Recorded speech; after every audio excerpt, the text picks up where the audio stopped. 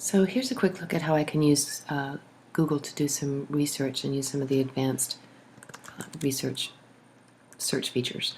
So I'm interested in video game design, and this is going to be my project for the semester. So I'm coming on in and I'm going to do a web search, and of course I get all the hits that I'm excited to pursue. But if I come on over here and hit the little settings bar, I can come down and select advanced search.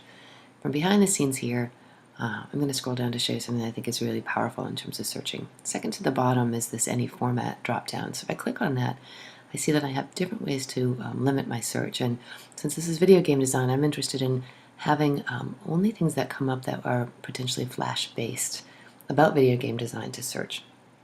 Notice that now the hits are a little different, and most of them are Flash products because I've limited my search like that.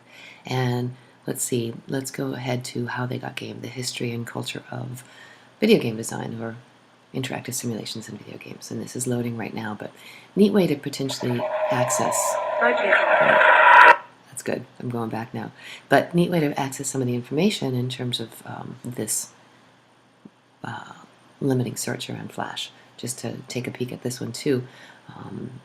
I'd be interested in exploring this, but just like with any search, I have to make sure that the results come back are relevant to my research and put together by an authoritative source. Let's look at that again. So now I know that I'm only looking at the file type for Flash. I'm going to come and look for that little gear setting again and hit Advanced Search. I'm going to come back down to the bottom here. It's the second to the bottom where I'm limiting it by format. Let's just do that one more time, and this time I'm going to go ahead and select by PowerPoints.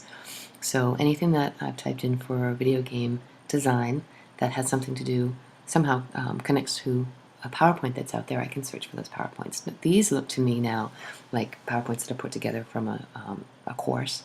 I'll come to this top one here, the process of designing a game, and what it should do is allow me to open up that PowerPoint.